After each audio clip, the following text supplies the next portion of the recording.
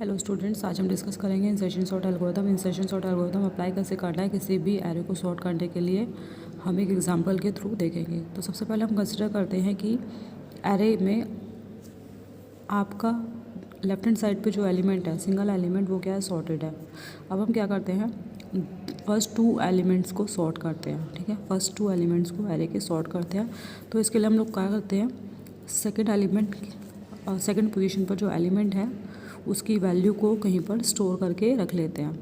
तो सपोज़ एक वेरिएबल है टी, उसमें हमने क्या किया, सेकेंड एलिमेंट की वैल्यू को स्टोर करके रख लिया। अब इसके बाद हम लोग क्या करते हैं, इस वेरिएबल की वैल्यू को हम क्या करते हैं, सारे लेफ्ट हैंड साइड पे जो एलिमेंट्स हैं उनसे कंपेयर करते हैं। तो यहाँ पर अभी इस आइट्रेशन में लेफ्ट हैंड साइड पर एक ही एलिमेंट गिवन है, तो हम क्या करते हैं, इससे कंपेयर करते हैं। अगर लेफ्ट हैंड साइड पे जो एलिमेंट है वो लेस देन और इक्वल टू है, तो हम क्या करते हैं, इस वेरिएबल में स्टोर्ड एलिमेंट को प्लेस कर देते हैं एम्प्टी सेल पर।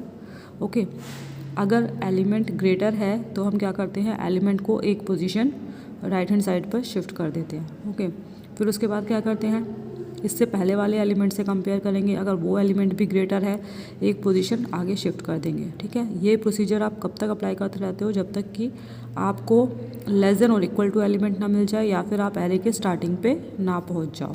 तो देखते हैं यहाँ पर हमारा टी वेरिएबल में हमने सेकंड एलिमेंट की वैल्यू स्टोर कर दी। अब इसके बाद हम क्या करते हैं, जस्ट लेफ्ट हैंड साइड के एलिमेंट से कंपेयर करते हैं। लेफ्ट हैंड साइड पे अगर एलिमेंट बड़ा है तो हम क्या करते हैं, एक पोजीशन आगे शिफ्ट कर देते हैं उसे। तो यहाँ पर एलिमेंट आ जाएगा 3। ओके, अब इसके बाद इस एलिमेंट से पहले क्या कोई एरे में एलिमेंट प्रेजेंट है, नहीं है। इसका मतलब क्या है, हम एरे के स्टार्टिंग में पहुंच गए। तो जब हम एरे के स्टार्टिंग में पहुंच जाते हैं तो जो प्लेस हमारा खाली हुआ है उस प्लेस पर हम इस टी वेरिएबल में स्टोर्ड वैल्यू को प्लेस कर देते हैं। 5 1। नेक्स्ट आइट्रेशन में हम क्या करेंगे, सेकेंड एलिमेंट को वेरिएबल टी में स्टोर करेंगे। तो नेक्स्ट आइट्रेशन में ये एलिमेंट 6 क्या हो जाएगा, टी वेरिएबल में स्टोर हो जाएगा। अब हम क्या करेंगे, फिर से वही काम करना है हमें। इस एलिमेंट को T6 को कंपेयर करेंगे लेफ्ट हैंड साइड एलिमेंट से। 6 को कंपेयर किया लेफ्ट हैंड साइड एलिमेंट से, क्या ये एलिमेंट ग्रेटर है, नहीं है। तो अब क्या करेंगे, इस 6 को यहीं पर प्लेस कर देंगे। ठीक है, अब नेक्स्ट आइट्रेशन में क्या होगा, नेक्स्ट आइट्रेशन में हम इस एलिमेंट को वेरिएबल टी में स्टोर कर देंगे।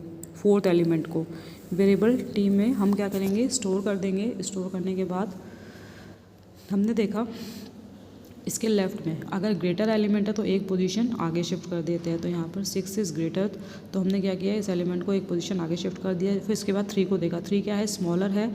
तो 3 को हमने क्या किया, यहीं पर रहने दिया। 3 को हमने यहीं पर रहने दिया। ओके, इसके लेफ्ट में तो बाकी सारे एलिमेंट स्मॉलर ही होंगे क्योंकि ये क्या है, सॉर्टेड एरे है। तो यहाँ पर जो प्लेस खाली हुआ उस पर हमने 4 को प्लेस कर दिया। अब नेक्स्ट एलिमेंट हमारा क्या है, 5। तो टी में हम क्या स्टोर कर देंगे, 5 को स्टोर कर देंगे। फिर 5 से कंपेयर करेंगे 6 को। 6 क्या है, ग्रेटर है, तो एक पोजीशन आगे शिफ्ट कर देंगे। तो 6 कहाँ पे आ जाएगा, यहाँ पर आ जाएगा। इसके बाद फिर 4 को देखेंगे। 4 को कंपेयर किया 5 से, 4 स्मॉलर है तो 4 आपका यहीं पर रहेगा और इसके लेफ्ट हैंड साइड पे जितने भी एलिमेंट है वो आपके यहीं पर ही रहेंगे। ठीक है, जैसे ही आपको स्मॉलर और इक्वल एलिमेंट मिले आपको उसको शिफ्ट नहीं करना है। ठीक है, अब यहाँ पर क्या है, जो स्पेस खाली हुआ है या फिर जहाँ से आपने वैल्यू उठाई है वहाँ पर आप इसे 5 को रख दोगे। अब नेक्स्ट आइट्रेशन में टी की वैल्यू क्या हो जाएगी, ये टी की वैल्यू हो जाएगी 1। अब जब टी की वैल्यू 1 होगी तो हम क्या करेंगे, लेफ्ट हैंड साइड एलिमेंट से कंपेयर करेंगे। तो हमने कंपेयर किया 6 से, तो 6 हमारा बड़ा है, एक पोजीशन आगे शिफ्ट कर दिया। फिर 5 से कंपेयर किया, 5 भी बड़ा है, 5 को भी उसी पोजीशन से एक आगे ले आए। 4 भी बड़ा है, 4 को हम यहाँ पर ले आएंगे। 3 भी बड़ा है, 3 को हम यहाँ पर ले आएंगे। 2 भी बड़ा है तो 2 को भी एक पोजीशन आगे शिफ्ट कर देंगे। इसके बाद हमारा एरे का एंड हो गया। तो जो स्पेस खाली हुआ है, ठीक है, उस पर हम क्या रख देंगे, इस टी में जो वैल्यू स्टोर्ड है उसको प्लेस कर देंगे।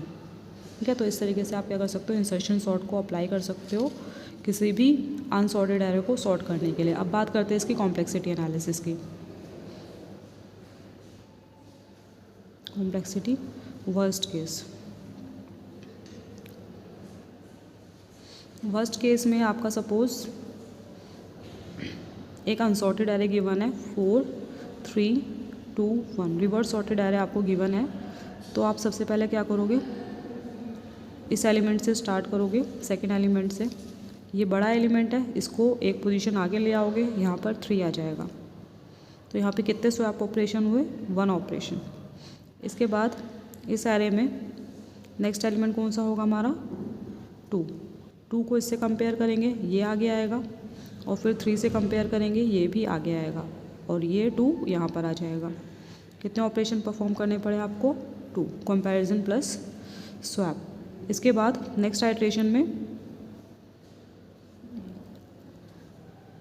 4 को कंपेयर किया, 4 एक पोजीशन आगे आएगा, फिर 3 को कंपेयर करेंगे 1 से, 3 भी एक पोजीशन आगे आ जाएगा, 1 को कंपेयर करेंगे 2 से, 2 भी ग्रेटर है तो ये भी एक पोजीशन आगे आ जाएगा, और 1 कहाँ पे चला जाएगा, खाली जगह पर 1 चला जाएगा।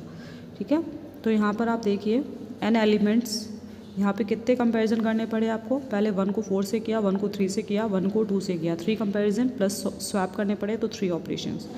ठीक है, तो अगर n एलिमेंट्स होंगे तो हमें कंपैरिजन और स्वैप कितने करने पड़ेंगे, n-1। ठीक है, n-1 plus n-2 plus n-3 so on 1। तो ये सम कितना आ जाएगा, n into n-1 divide by 2 which is equal to order of n²। तो वर्स्ट केस टाइम कॉम्प्लेक्सिटी कितनी होती है इसकी, ऑर्डर ऑफ n²। अब बात करते हैं बेस्ट केस की। बेस्ट केस में हम सपोज एक एग्जांपल ले रहे हैं सॉर्टेड एरे का। बेस्ट केस कब अराइज होता है, जब आपका जो इनपुट एरे है वो सॉर्टेड है। तो यहाँ पे सपोज एलिमेंट है 2 3 6 7, तो यहाँ से स्टार्ट करेंगे। ओके, यहाँ से स्टार्ट किया, 3 और 2 को कंपेयर किया, 2 से 2 क्या है, स्मॉलर है 3 से, तो यहाँ पे हमें कुछ भी स्वैप करने की ज़रूरत नहीं होगी, और पॉइंटर कहाँ पे शिफ्ट हो जाएगा, नेक्स्ट एलिमेंट पे।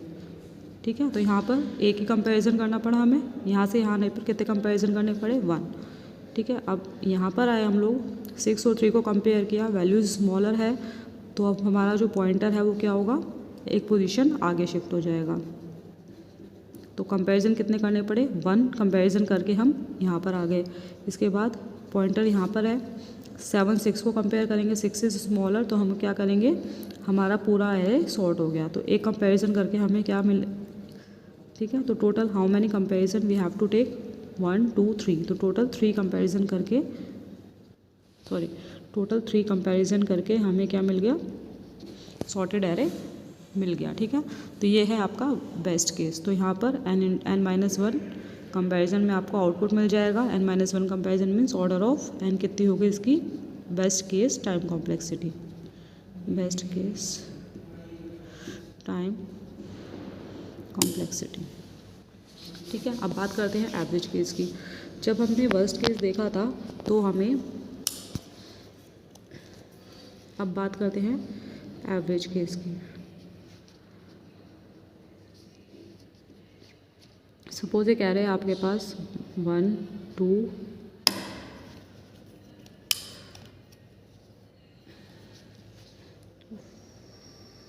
5 3 9 2। ओके, वर्स्ट केस में आपको पहले आइट्रेशन में कितने कंपैरिजन करने पड़ रहे थे, n-1, दूसरे में n-2, तीसरे में n-3, और उसके बाद लास्ट में 1। अब अगर आपका एवरेज केस होगा तो आपको n-1 कंपैरिजन करने की जगह पे हो सकता है n-1 डिवाइड बाय 2 कंपैरिजन करने पड़े, n-1 डिवाइड बाय 3 या कुछ इस टाइप के कंपैरिजन करने पड़ेंगे। ठीक है, तो अगर आप सम करोगे इन नंबर्स का तो सम क्या आएगा आपका, n into n-1 divide by 2 या डिवाइड बाय 3 या फिर डिवाइड बाय 4। तो इसको भी अगर आप इवेलुएट करोगे तो कॉम्प्लेक्सिटी कितनी आएगी, ऑर्डर ऑफ n²।